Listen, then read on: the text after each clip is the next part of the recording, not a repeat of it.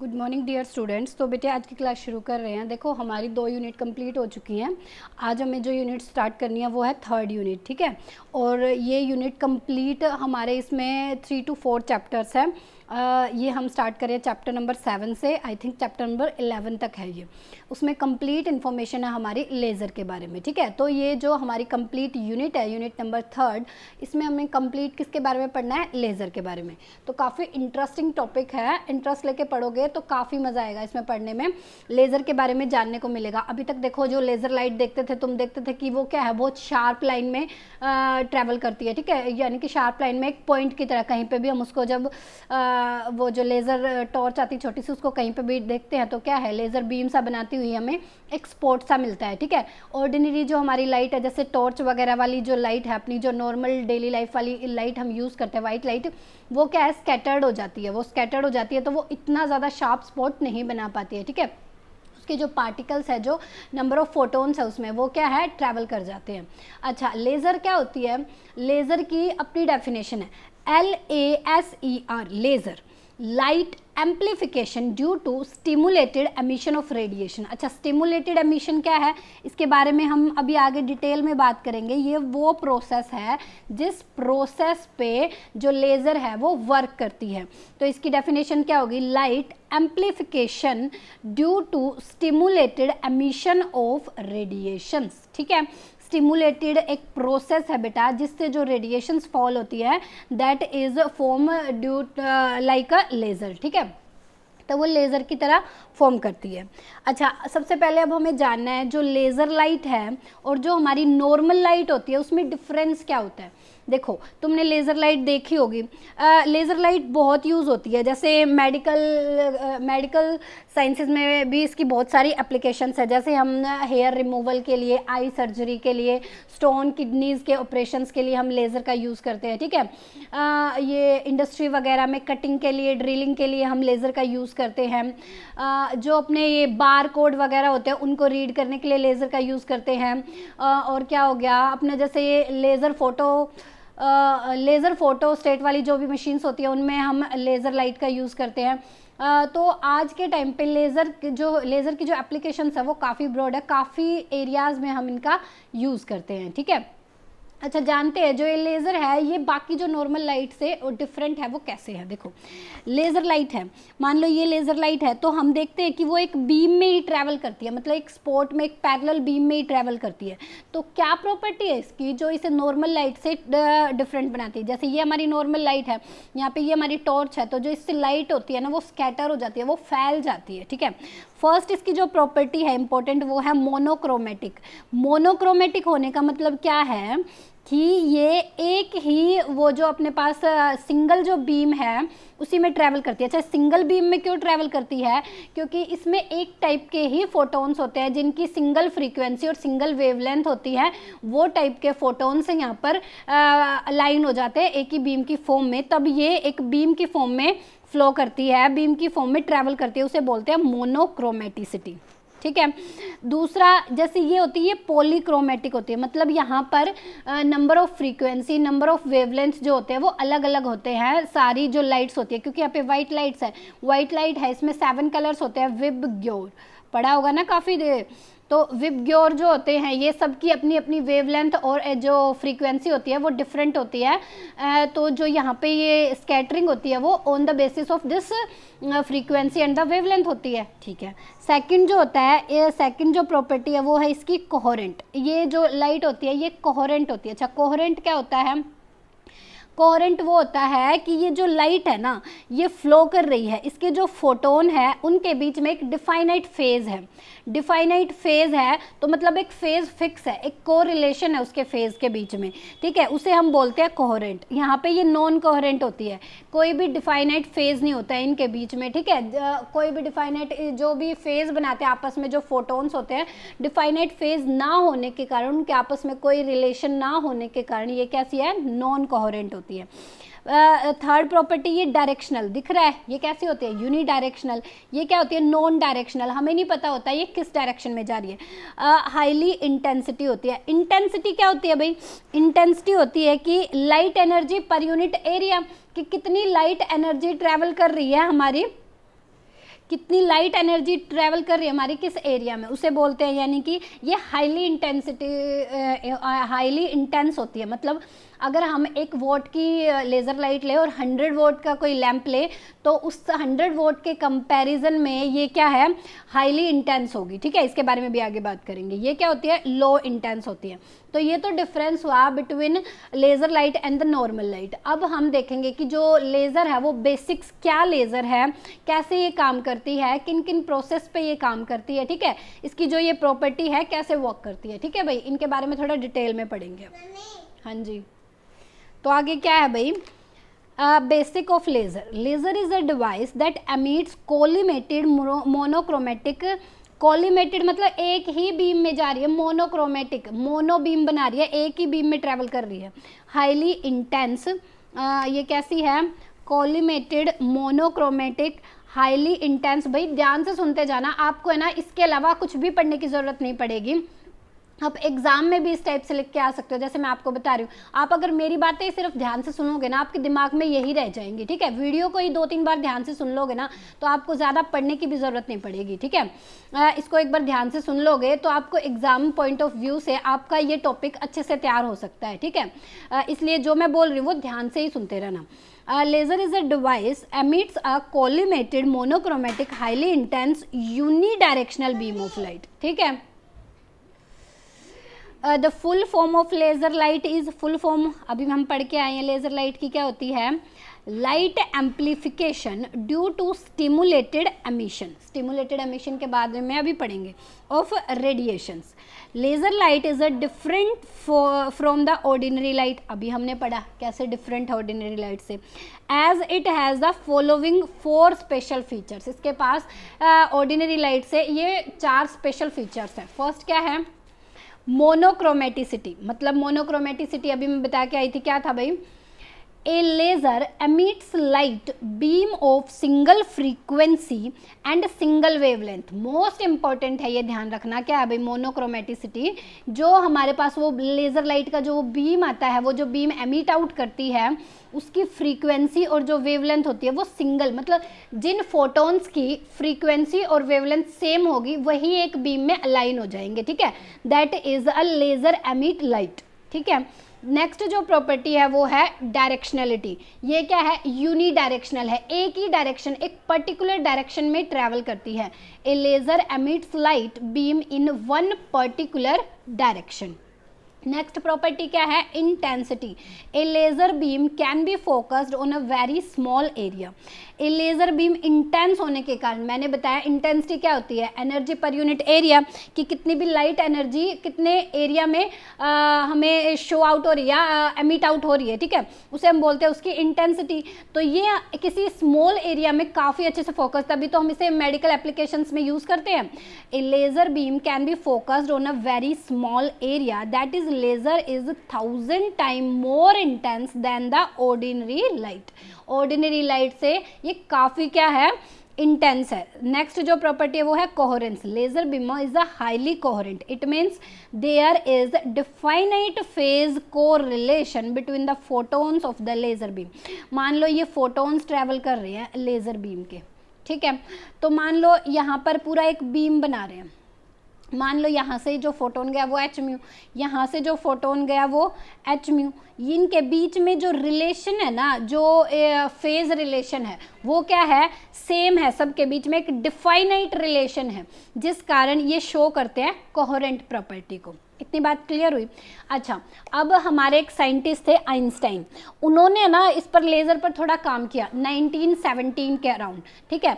तो उन्होंने ना 3 प्रोसेसेस बताए कि जो लेज़र है जब हमारे मैटर्स के साथ टकराती है तो वो कैसे कैसे काम करती है। उन्होंने 3 प्रोसेसेस बताए। 3 प्रोसेसेस में जो सबसे पहला प्रोसेस है वो क्या है, स्टिमुलेटेड एब्जॉर्प्शन। Stimulated absorption. अच्छा, इस प्रोसेस को पढ़ने से पहले आपको ये जो अपना शायद केमिस्ट्री वाले इसको ज़्यादा रिलेट कर पाएंगे, ये इलेक्ट्रॉन की पता होना चाहिए इलेक्ट्रॉन के बारे में। क्या, ये हमारा न्यूक्लियस है और ये उसके ऑर्बिट्स है जिनमें इलेक्ट्रॉन क्या करता है, मूव करता है, ठीक है। और ये ऑर्बिट्स डिपेंड करते हैं उसके प्रिंसिपल क्वांटम नंबर के लिए। जैसे n है, n के लिए k है, सॉरी k के लिए प्रिंसिपल क्वांटम नंबर 1 होता है, l के लिए प्रिंसिपल क्वांटम नंबर 2 होता है, m के लिए प्रिंसिपल क्वांटम नंबर 3 होता है, n के लिए प्रिंसिपल क्वांटम नंबर 4 होगा, ठीक है। और जो एनर्जीज आएगी इनकी वो on the basis of 2n²। जैसे मान ले k में जो पार्टिकल है तो उसकी एनर्जी कितनी हो जाएगी, n की वैल्यू 1 है, 2, k के बाद क्या होगा, l होगा, तो l में हमारा प्रिंसिपल क्वांटम नंबर कितना है, 2 है, यानी कि 2 × 2 का स्क्वायर 4, 2 4 2 जा 8, तो वहाँ पे कितने आएंगे अपने पास 8 हो जाएंगे, ठीक है। और देन हमारे पास m है तो उसके लिए n की वैल्यू कितनी है, 3 है, 3 का स्क्वायर 9, 9 2 जा 18, तो इसमें कितने आ जाएंगे 18। देन हमारा n कितना है, n is equal to, n के लिए प्रिंसिपल क्वांटम नंबर 4 है, तो ये 2n raise to power 4, n raise to power 4 यानी कि 4 रेज टू पावर 4 यानी कि 16, 16 2 जा 32, तो n में हमारे कितने आएंगे 32, m में हमारे 18, और जो हमारा l है उसमें 8 और k में 2, ठीक है। ये सारे नंबर्स आएंगे। ये इनकी एनर्जीज किस बेस पे होती है, 2n², ये नील बोर वगैरह में पढ़ा होगा बेटा, मुझे इतनी इनकी डिटेल नहीं पता है, ठीक है। इसमें हम थोड़ा बहुत पढ़ के आए थे, किससे, जो हमारे बोहर का मॉडल था, ठीक है, उसमें हम ये काफ़ी बेसिक नहीं पढ़ा था हमने, जो इस बोहर मॉडल की जो डिटेल्ड बातें थी वो की थी, ठीक है। और ये तो पढ़ाई था कि जो हमारी एनर्जीज होती है वो 2n² के मल्टीपल्स में पुट की जाती है, ठीक है। अच्छा, अब एब्जॉर्प्शन की बात हो रही है, एब्जॉर्प्शन की बात हो रही है तो हमारे पास 2 एनर्जी लेवल्स होंगे, ठीक है। एब्जॉर्ब क्या होता है कि जब लोअर यानी कि ग्राउंड स्टेट से हायर स्टेट में इलेक्ट्रॉन एब्जॉर्ब हो रहे हैं या इलेक्ट्रॉन पहुंच रहे हैं, उन्हें बोलते हैं एब्जॉर्प्शन, ठीक है। एमिशन क्या होता है, हायर टू लोअर स्टेट में जब इलेक्ट्रॉन जंप करता है, दैट इज एमिशन, ठीक है। अब मान लिया ये हमारे पास लोअर स्टेट है, ये हमारे पास एक्साइटेड स्टेट है, इसे हम ग्राउंड स्टेट बोल सकते हैं, इसे एक्साइटेड। यहाँ पे 2 सिचुएशन कंसीडर करेंगे, एक बिफोर एब्जॉर्प्शन, एक आफ्टर एब्जॉर्प्शन, ठीक है।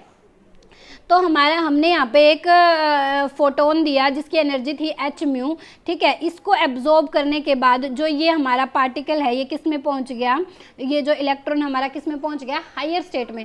अब हायर स्टेट में पहुँचने के बाद इसने क्या एब्जॉर्ब कर लिया, ये फोटोन एब्जॉर्ब कर लिया, ठीक है। यहाँ पे जो इसकी एनर्जी हो वो h μ किसके इक्वल हो गई, ये हमारा E1 है और ये हमारा E2 है, तो h μ is equal to difference of energy E2 minus का E1। ये हमारा किसका प्रोसेस है, स्टिमुलेटेड एब्जॉर्प्शन का प्रोसेस है। तो इसमें क्या लिखेंगे, let us consider that initially an atom is in lower energy state। Starting में जो एटम है वो किस में है, लोअर एनर्जी स्टेट में, having the energy E1, if a photon of energy h μ is incident on an atom, photon of energy h μ incident on that atom, ठीक है, incident on an atom in lower state, then the atom absorb this much amount of energy and jump to appear state having the energy E2 such that जो हमारे पास energy आ जाएगी h μ is equal to E2 minus का E1 हो जाएगी। This process is known as the stimulated absorption, और इसे हम कई बार इंड्यूस्ड एब्जॉर्प्शन भी बोल देते हैं, पर स्टिमुलेटेड एब्जॉर्प्शन के नाम से ज़्यादा फेमस है, ठीक है। इसको हम कैसे एक्सप्रेस कर सकते हैं, मान लो हमारे पास ये जो एटम था ये यहाँ पे A था, इसने एब्जॉर्ब कर लिया फोटोन, तो ये पहुँच गया एक्साइटेड स्टेट में। एक्साइटेड स्टेट में पहुँचने के बाद ये क्या हो गया, A स्टार से मैं रिप्रेजेंट कर सकती हूँ उसे, कि जो हमारा एक्साइटेड स्टेट में जो एटम पहुंचा है, जो इलेक्ट्रॉन पहुंचा, उसकी हमारे पास क्या है, ए स्टार इज द वो atom in the excited state, ठीक है। तो इसको हम ऐसे एक्सप्रेस कर सकते हैं, ए प्लस h μ और क्या बन जाएगा, ये ए स्टार बन जाएगा, where A is an atom in the ground state and A star is same atom in the excited state, ठीक है। नेक्स्ट जो प्रोसेस हमें पढ़ना है वो प्रोसेस है हमारा स्पॉन्टेनियस एमिशन। स्पॉन्टेनियस एमिशन क्या होता है भाई, इसी में भी वही प्रोसेस मैंने एमिशन में क्या बताया, एब्जॉर्ब करते हैं, ठीक है। तो यहाँ पे हमारा देखो ये बिफोर एमिशन वाली सिचुएशन है, ये आफ्टर एमिशन वाली सिचुएशन है। बिफोर एमिशन यहाँ पे एब्जॉर्ब कर लिया था उसने फोटोन, तो वो किस में पहुँच गया, एक्साइटेड स्टेट में, ठीक है। अब वो यहाँ पर पहुँच गया, जो हमारा एटम है एक्साइटेड स्टेट में। हमें पता है एक्साइटेड स्टेट में जो एटम है वो ज़्यादा देर तक नहीं रह सकता, वो अपने आप को वहाँ पे स्टेबल नहीं समझता है, ठीक है। तो वहाँ पे जो उसका रुकने का टाइम पीरियड होता है वो 10⁻⁴ 10⁻⁸ सेकंड होता है, ठीक है। इतनी देर रुकने के बाद वो क्या है, किस में जंप कर जाएगा, लोअर एनर्जी में, ठीक है। जब वो जंप करेगा ना लोअर एनर्जी में, तो वो एच म्यू एनर्जी यानी कि एच म्यू फोटोन जो एमिट आउट करेगा, ठीक है, म्यू फ्रीक्वेंसी का फोटोन एमिट आउट करेगा और जिसकी एनर्जी क्या होगी, एच म्यू होगी, ठीक है। लेकिन इस टाइप जब ये एमिट आउट कर रहा है ना, वो हमारे पास जो भी इनकोहेरेंस एमिशन हो रहा है, इनकोहेरेंस एमिशन का मतलब ये स्कैटर हो रहे हैं कहीं कहीं पे, ठीक है। ये जितने भी हमारे पास फोटोन स्कैटर हो रहे हैं, इनके बीच में कोई डिफाइनेट फेज डिफरेंस नहीं है। तो डिफाइनेट फेज डिफरेंस ना होने के कारण ये क्या है, इनकोहेरेंट है।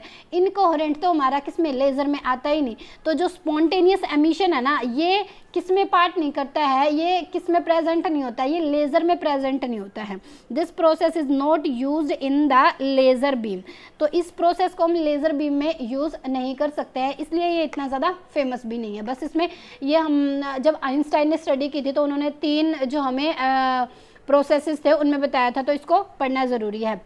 लेकिन हमें यहाँ पे ध्यान रखना है, ये जो फोटोन्स एमिट आउट हो रहे हैं ये किस लिए कोहेरेंट में लेजर में पार्ट नहीं ले रहे हैं, क्योंकि ये इनकोहेरेंट एमिशन शो कर रहे हैं। इनकोहेरेंट एमिशन क्या होता है, ये जो फोटोन्स एमिट आउट हो रहे हैं इनके बीच में जो डिफाइनाइट फेज डिफरेंस नहीं है, ये फिक्स फेज डिफरेंस नहीं है, कोई रिलेशन नहीं आ रहा है इनमें, ठीक है। अब नेक्स्ट हम पढ़ते हैं स्टिमुलेटेड एमिशन, मोस्ट इम्पॉर्टेंट, ठीक है, फॉर लेज़र। लेज़र हमारी जो वर्क करती है वो स्टिमुलेटेड एमिशन पे ही वर्क करती है, ठीक है। तो इसको बड़े ध्यान से समझना है भाई, ठीक है। अब क्या है स्टिमुलेटेड एमिशन। स्टिमुलेटेड एमिशन क्या है, एक हमने पढ़ा है स्पॉन्टेनियस एमिशन, ये क्या है, इनकोहेरेंट। अच्छा, ये कैसे डिफरेंस है, ये भी एमिशन है, ये भी एमिशन था, दोनों है एमिशन, तो डिफरेंट कैसे हैं, इस नाम से ही डिफरेंट हो गए। ये है स्पॉन्टेनियस और ये है अपने पास स्टिमुलेटेड। कैसे है डिफरेंट बताती हूँ। देखो हमारा जो एमिशन में हमने यहाँ पे क्या पढ़ा कि जो हमारा एटम है वो एक्साइटेड स्टेट में पहुँच गया। सेम सिचुएशन हमने यहाँ पर ले ली कि हमारे पास 2 एनर्जी लेवल्स है, this is ground energy level, this is excited energy level, ठीक है। तो यहाँ पे हमारा जो एटम है वो है एक्साइटेड स्टेट में।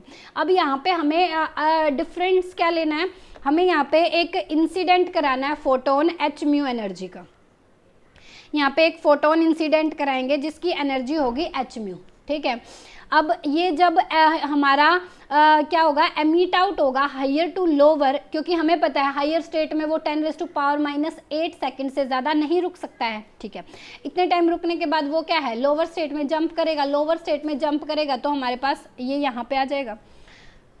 जब ये यहाँ पे आया है, इसने अब्जॉर्ब किया है H mu frequency, H mu energy के फोटोन को, ठीक है। जब ये एमिट आउट होगा तो एक फोटोन रिलीज करता है, तो वो एच म्यू फ्रीक्वेंसी का फोटोन रिलीज करेगा। सिमिलरली साथ में ये उस फोटोन को भी रिलीज करेगा जो इसने यहाँ पर एब्जॉर्ब किया था। तो ये एच म्यू फोटोन एक उसने रिलीज कर दिया एच म्यू एनर्जी का। अगेन जो एच म्यू एनर्जी का ही फोटोन हमने इंसिडेंट कराया था वो भी हमने यहाँ पे क्या है, उसने क्या है, एमिट आउट कर दिया। तो अब इन दोनों के बीच में जो फेज है ना भाई, वो डिफाइनाइट फेज आ रहा है। ये डिफरेंस है स्पॉन्टेनियस एंड स्टिमुलेटेड में। तो डिफाइनाइट फेज होने के कारण ये शो करता है कोहेरेंट की प्रॉपर्टी को, और कोहेरेंट की प्रॉपर्टी को शो करता है, इट मीन्स ये किसको शो कर रहा है, लेजर के प्रोसेस को, ठीक है। तो they have the definite phase correlation. तो यहाँ पे इन दोनों फोटोन्स के बीच में जो भी हमारे यहाँ पे बहुत सारे, मैं यहाँ पे 2 फोटोन्स को कंसिडर कर रही हूँ, बहुत सारे फोटोन्स निकलेंगे, वो जो फोटोन्स निकलेंगे सबके बीच में क्या होगा, डिफाइनाइट फेज कोरिलेशन होगा, ठीक है। तो हमारे पास यहाँ पे देखो एक्साइटेड में जो हमारे पास एटम था वो एक्साइटेड था, यहाँ पे इसने एब्जॉर्ब कर ली, क्या एब्जॉर्ब कर ली, एच म्यू फोटोन को एब्जॉर्ब कर लिया, एच म्यू एनर्जी वाले फोटोन को एब्जॉर्ब कर लिया भाई। अब ये किस में आ गया, ग्राउंड स्टेट में। तो ये हमारे पास क्या हो गया, ए हो गया, ठीक है। कितने फोटोन निकल रहे हैं, 2 म्यू। तो इस प्रोसेस को हम इस इक्वेशन से शो कर सकते हैं, ठीक है। ये क्लियर हुआ अच्छे से दिमाग में ये प्रोसेस, ठीक है। As suggested by the Einstein in 1917, an atom is in excited state E2, यानी कि वो स्टेट E2 में है, एक्साइटेड स्टेट में, can also make a transition to the lower energy state E1 when triggered by a photon of energy h mu. during this transition emission of the second photon take place. यहाँ पे emission, एक तो देखो higher to lower में jump कर रहा था तो वो फोटोन तो एमिट आउट कर ही रहा था, ये हमने मान लिया वो फोटोन है जब हायर टू लोअर में जंप करते हैं वो। अभी तक यहाँ पे हमने जब हायर टू लोअर में आए थे कोई वो फोटोन्स नहीं दे रहे थे उसको, यहाँ पे हम फोटोन इंसिडेंट करा रहे हैं h mu एनर्जी का, ठीक है, तो वो साथ में उस फोटोन को भी एमिट आउट करेगा, ठीक है। तभी तो ये डिफरेंट हुआ हमारा स्पॉन्टेनियस एमिशन से। Take place the emitted photon has the same frequency, same direction, same phase as that of incident photon, यानी कि जैसा हमने इंसिडेंट कराया था जो एमिट आउट हुआ, दोनों की सेम फ्रीक्वेंसी है, सेम डायरेक्शन है और same phase, same frequency, same direction and same phase as that of incident photon. ये होता है स्टिमुलेटेड एमिशन। बहुत ज़्यादा ज़रूरी है स्टिमुलेटेड एमिशन को समझना, ठीक है। जो हमारी लेज़र होती है इसी प्रोसेस पे वर्क करती है, यानी कि मेन यहाँ पे क्या आया, मेन वो आया कि जो हमारे यहाँ पर फोटोन्स एमिट आउट होते हैं they have a definite correlation between the phase, ठीक है। अब देखो, अब हम पढ़ेंगे आगे प्रॉपर्टी ऑफ लेज़र। जो प्रॉपर्टी है लेज़र की वो 4 प्रॉपर्टीज़ पे वर्क करती है। एक तो डायरेक्शनलिटी, एक उसकी मोनोक्रोमेटिसिटी और उसका कोहेरेंस सोर्स और एक उसकी इंटेंसिटी, ठीक है। आज मैं 2 प्रॉपर्टीज़ के बारे में बताऊंगी, वरना ये वीडियो काफ़ी बड़ा हो जाएगा बेटा, ठीक है। और सारी बातें दिमाग में एक टाइम पे रखना पॉसिबल भी नहीं हो पाएगा, तो इतनी बातें आप दिमाग में इसके रिगार्डिंग रखनी है आपको, ठीक है। तो आज हम 2 प्रॉपर्टीज़ के बारे में पढ़ेंगे, डायरेक्शनलिटी एंड इंटेंसिटी, ठीक है। इन 2 बातों के बारे में पढ़ेंगे, ठीक है। तो पढ़ना शुरू करते हैं। प्रॉपर्टीज़ ऑफ लेज़र की जो वो प्रॉपर्टी है वो जो लेज़र को नॉर्मल लाइट से अलग बनाती है, ठीक है। तो पहली प्रॉपर्टी है उसकी डायरेक्शनलिटी। ये क्या है, यूनिडायरेक्शनल है। कैसी है, unidirectional. They flow in the form of a beam, ठीक है। यहाँ पे मैं उसको थोड़ा सा ब्रॉड करके दिखा रही हूँ भाई, ठीक है। मान लो ये हमारी लेज़र लाइट है, ठीक है। तो कुछ तो जो हमारे फोटोन्स होंगे वो सीधे निकल जा रहे होंगे, ठीक है, ये हमने एक्सिस मान ली इसमें। अच्छा, कुछ यहाँ पे साइड में इधर इधर इधर भी तो निकल रहे होंगे, ठीक है। तो ये हमारे पास जो ये पैरेलल बीम बना रही है, ये जो इस एक्सिस के थ्रू जो फोटोन्स निकल रहे हैं और ये हमारे जो एज साइड पे जो फोटोन्स निकल रहे हैं उनके बीच में एक एंगल है थीटा, ठीक है। इसी तरह ये एंगल भी होता है थीटा। अच्छा, ये जो हमारी नॉर्मल लाइट होती है ना, मान लो मैं आपको शो कर दिखाती हूँ, देखो, मान लो ये हमारी टॉर्च है, इससे जो हमारी नॉर्मल लाइट निकल रही है भाई, निकल रही है ना, तो इनके बीच में जो ये हमारा एज के साथ जो ये एंगल होता है ना थीटा, ये काफ़ी बड़ा होता है, इसलिए ये क्या है, स्कैटर्ड कर जाती है, ठीक है। ये थीटा जितना छोटा होगा ना, इसे बोलते हैं एंगुलर सेपरेट, नहीं बोलते स्प्रेड, बोलते हैं स्प्रेड, ठीक है। तो हमारे पास हो जाए, जितना थीटा हमारे पास कम होगा उतनी ही हमारे पास क्या है, जो इंटेंसिटी है या फिर जो डायरेक्शन है उनकी सेम बनेगी। इतनी बात क्लियर हुई, ठीक है भाई। तो अब हमारे पास क्या होगा, ये अब इस देखो हमारे पास है let I C be the intensity of the light beam. ये जो लाइट बीम निकल रही है इसकी इंटेंसिटी है आई सी, ठीक है। At the centre of the circular aperture, ये जो सर्कुलर अपर्चर है इसका जो डायमीटर है वो है हमारे पास डी, ठीक है। Then intensity I of the outer edge, मतलब मान लो ये जो बीम बन रहा है इसकी इंटेंसिटी है आई सी और जो एज के आउटर पे निकल रहे हैं उसकी इंटेंसिटी है आई, ठीक है। तो then the intensity I at the outer edge is given by, इन दोनों के बीच में क्या रिलेशन है, I is equal to I C divided by E square. मतलब कि ये जो इंटेंसिटी है ये जो हमारे पास एक्सपोनेंट के इन्वर्सली प्रोपोर्शनल है उसके स्क्वेयर के, इस टाइप की इंटेंसिटी हमारी एज वाले जो फोटोन्स है वो शो करते हैं, ठीक है। तो इसी को आगे पढ़ते हैं। An ordinary source of light emits light in all possible direction। अभी हमने पढ़ा जितने भी पॉसिबल डायरेक्शंस होती है वो सब में, जैसे मान लो बल्ब को कंसीडर करते हैं, ठीक है। बल्ब यहाँ पे टंगस्टन है ना, तो ये अपना बल्ब को कंसीडर कर रहे हैं, तो इसकी जो लाइट है देखो भाई स्कैटर हो रही है, चारों तरफ ही तो जा रही है, यानी कि ये क्या है, ऑल पॉसिबल डायरेक्शंस में फ्लो कर रही है, ठीक है।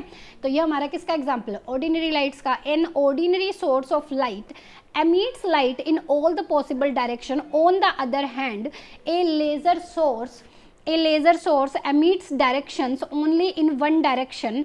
एक ही डायरेक्शन में लेजर सोर्स क्या करेगी, एक ही डायरेक्शन में फ्लो करेगी। A laser beam is highly directional when a light beam of wavelength lambda comes out of an aperture, ठीक है। यानी कि जो हमारे पास वो जो लाइट निकल रही है उसकी वेवलेंथ कितनी है भाई, लैम्डा। डायमीटर कितना है भाई, डी है।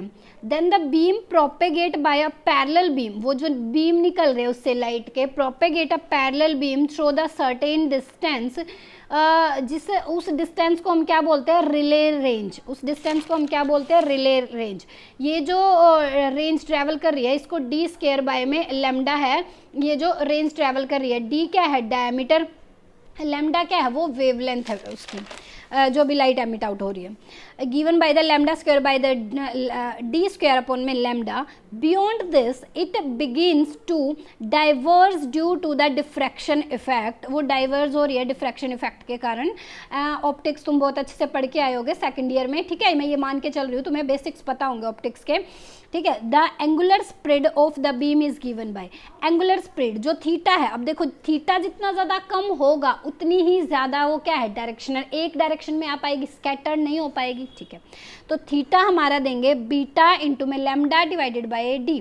बीटा यहाँ पे कांस्टेंट है फॉर प्रोपोर्शनलिटी, मतलब थीटा हमारा डायरेक्टली प्रोपोर्शनल होता है लैम्डा बाय डी के, ठीक है। जितनी वेवलेंथ होती है थीटा उसके डायरेक्टली प्रोपोर्शनल होता है, जो उसका डायमीटर उसके इन्वर्सली प्रोपोर्शनल होता है। इस प्रोपोर्शनलिटी को हटाते हैं तो हमारे पास बीटा आता है, जिसे हम बोलते हैं कांस्टेंट फॉर प्रोपोर्शनलिटी, और इसकी वैल्यू मीडियम वाइज रेफर करती है, ठीक है, डिफरेंट होती है। तो एयर के लिए जो बीटा की वैल्यू होती है वो 1 होती है, ठीक है। तो हम यहाँ पे देखो इसकी वैल्यू फाइंड आउट करने की कोशिश करते हैं। मान लो जो हमारे पास लाइट एमिट आउट हुई उसकी जो वेवलेंथ है वो है 5000 एंगस्ट्रॉम। एंगस्ट्रॉम तो मैं पता है 10⁻⁻10 मीटर के इक्वल होता है, ठीक है। जो डायमीटर है वो मैंने लिया 0.02 मीटर का, ठीक है। तो थीटा की वैल्यू क्या हो जाएगी, एयर के लिए ले रहे हैं तो एयर हमारा बीटा की वैल्यू 1 होती है, 5000 इंटू में 10⁻⁻10 डिवाइडेड बाय 0.02। इसको सोल्व आउट करेंगे तो ये आ जाएगा मेरे पास 0.01 मिली रेडियन, मतलब बहुत छोटा एंगल आ रहा है। जितना छोटा एंगल होगा उतना ही डायरेक्शन पर्टिकुलर, यानी कि एक ही डायरेक्शन में फ्लो करेगी, ठीक है भाई, समझ में आया। नेक्स्ट जो प्रॉपर्टी है वो हमारी हाईली इंटेंसिटी। इंटेंसिटी क्या होती है, energy light per unit area, ठीक है। एनर्जी लाइट कितने एरिया में फैल रही है, स्कैटर्ड हो रही है, कितनी एरिया में हमें दिखाई दे रही है, वो हमारी इंटेंसिटी को शो करेगा, ठीक है। In the intensity of light at any point is defined as the amount of energy passing normally per unit area per second at that point, ठीक है, because of a small divergence of laser beam, small divergence of a laser beam, the intensity of a laser beam is very high and it can be focused to extremely small dimensions. Even 1 watt laser is 1000 times more than intense than a 100 watt lamp। यानी कि अगर मैं laser light लूँ 1 what की और मेरे पास एक तरफ है 100 वॉट का बल्ब या फिर लैंप, तो वो laser light of 1 what highly intense होगी, यानी कि 1000 टाइम्स इंटेंस होगी देन दिस 100 वॉट बल्ब के, ठीक है। तो यहाँ पे हमने मान लिया if F be the focal length.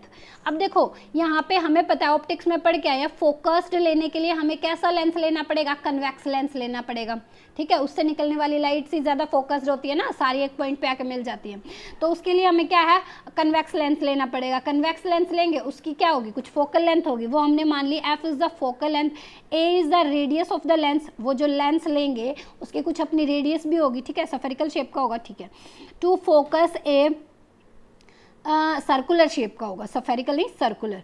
Focus a light beam, the radius of spot at which the light can be focused. वो स्पॉट जहाँ पर जो उसकी इंटेंसिटी फॉल हो रही है तो वो क्या होगा, फोकस्ड कितने से होगी, लैम्डा जितनी लाइट वो एमिट आउट करी जिस वेवलेंथ से, ठीक है, एफ डिवाइडेड बाय में ए, एफ क्या है फोकल लेंथ, ए क्या है radius, where lambda is the wavelength of the light beam.